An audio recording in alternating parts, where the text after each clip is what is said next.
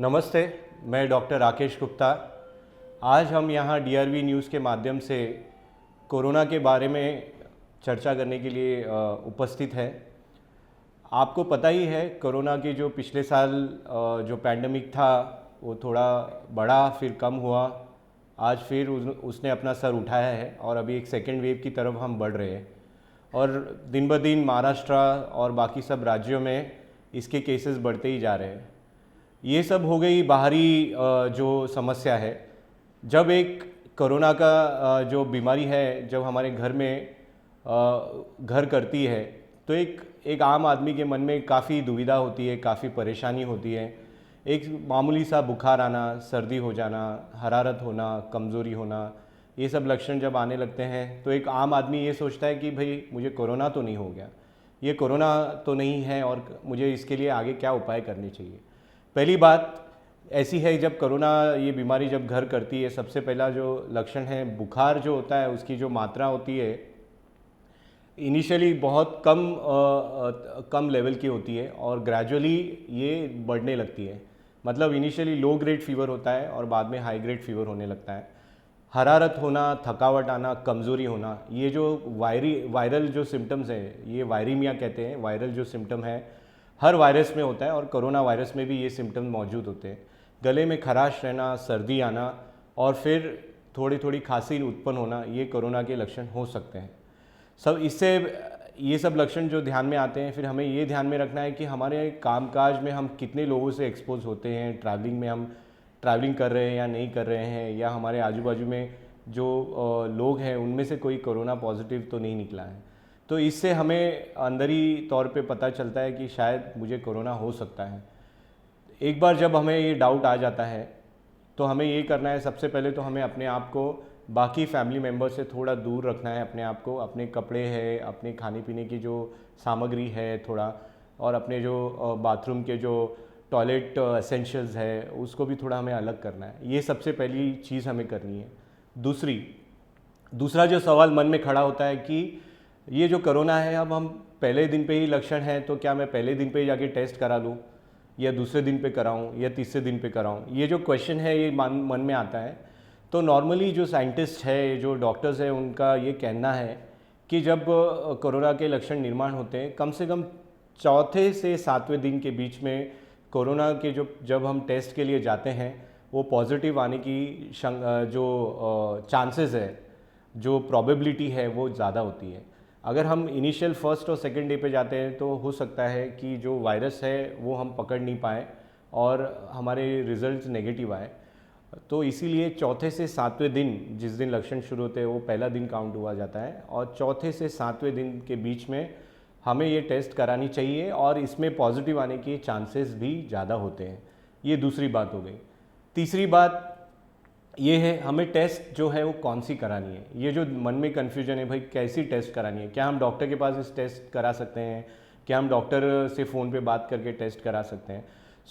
अभी आप सब जानते हैं कि जो कोरोना जो वायरस है ज़्यादातर हमारे नाक, गले में इसका घर होना होता है और धीरे धीरे वो हमारे छाती में उतरता है।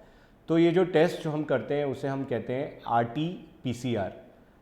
तो RT-PCR का फुल फॉर्म ऐसा है कि real time reverse transcription polymerase chain reaction, RT-PCR।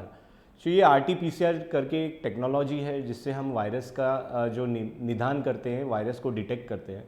तो इसके लिए जो हमें सैंपल की ज़रूरत पड़ती है वो सबसे पहले जो हम सैंपल कलेक्ट करते हैं नेज़ोफैरिंग से करते हैं। मतलब एक हमारी कॉटन की बर्ड होती है, वैसे एक स्टिक होती है, वो नाक में डाली जाती है और वो जो नाक के पिछले हिस्से में वहाँ से वो सैंपल लिया जाता है और एक टेस्ट ट्यूब जैसी एक ट्यूब होती है जिसे हम कहते हैं वायरल ट्रांसपोर्टेशन मीडियम, VTM, उस ट्यूब में बंद किया जाता है।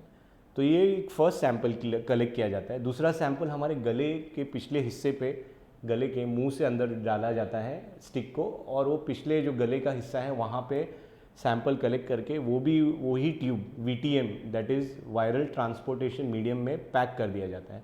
और ये जो सैंपल जो कलेक्शन किया जाता है उसे हमें आइस पैक या बर्फ़ के सिल्ली के टुकड़े के साथ रखकर आइस पैक करके उसे हम जो लेबॉरेटरी में भेजा जाता है लेबॉरेटरी में इसका जांच होती है, और जब जांच होती है उसमें आपके डिटेल्स मांगते हैं। ये और एक दूसरी मसला है कि जब डिटेल्स मांगते हैं तो लोग डर जाते हैं। तो अभी गवर्नमेंट ने क्या किया है कि सभी सिस्टम को एक सेंट्रलाइज सिस्टम के तौर पे कर रहे हैं। तो जो भी इंसान की जो चेकिंग होती है वो पूरा रजिस्टर, बाकायदा रजिस्टर होता है, एक सेंट्रल रजिस्ट्री मेंटेन की जाती है जो ICRM करके है, इंस्टीट्यूट ऑफ क्लिनिकल रिसर्च, जो बड़े ऑर्गेनाइजेशन है हमारा, उसके तहत उसके नीचे ये सब टेस्टिंग हो रहे हैं।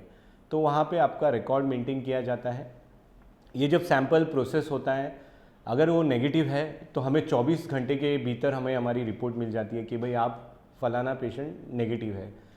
और अगर बाय चांस एक चांस है कि भाई हम ये पेशेंट पॉजिटिव है, तो उस सैंपल को कंफर्म करके प्रोसेस करके कम से कम 48 घंटे में जब रिपोर्ट जो होती है वो सबसे पहले ICMR को इन्फॉर्म की जाती है।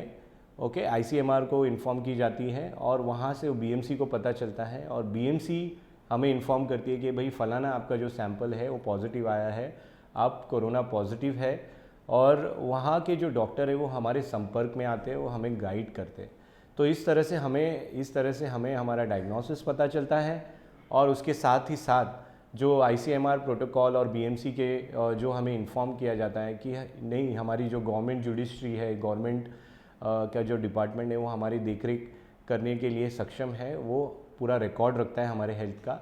और हमें ऐसे, मेरे जो पेशेंट्स हैं उसमें ऐसा है कि दिन में 2 बार जो BMC के डॉक्टर्स हैं वो फ़ोन करके पूछते हैं, हालात पता करते हैं कि भाई कैसे हैं। अगर पेशेंट को हॉस्पिटलाइजेशन की ज़रूरत नहीं है, पेशेंट को बहुत मिनिमल सिम्टम है और उनका जो पल्स रेट है वो काफ़ी नॉर्मल है, नॉर्मल मतलब 90 to 100 के बीच में है, 80 to 90, 100 के बीच में पल्स रेट, ऑक्सीजन लेवल जो है 97, 98, 99 है, ये नॉर्मल ऑक्सीजन लेवल है।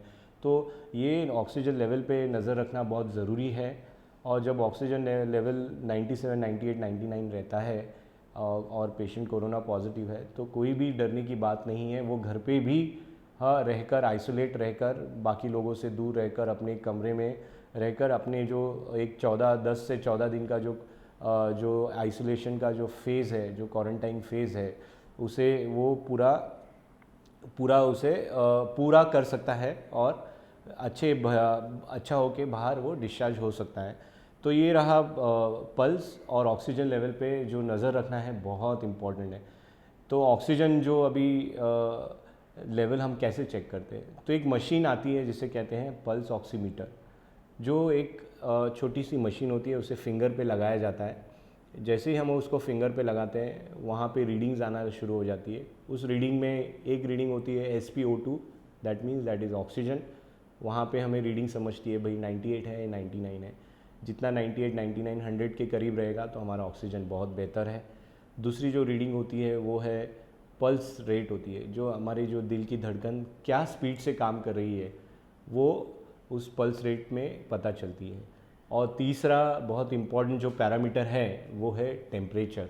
अगर पेशेंट का टेम्परेचर 99, 100, 101, 102 इस तरह से काफ़ी कंट्रोल नहीं हो रहा है और ज़्यादा ही रह रहा है, और उसका परिणाम उसके पल्स रेट पे भी आ रहा है, और धीरे धीरे ऑक्सीजन के जो लेवल है इंस्टेड ऑफ 98, 99 धीरे धीरे कम हो रहा है, तो इसका ये हमें अनुमान लगाना चाहिए कि शायद इस पेशेंट को, इस इंसान को हमें एडमिट करने की ज़रूरत पड़ सकती है।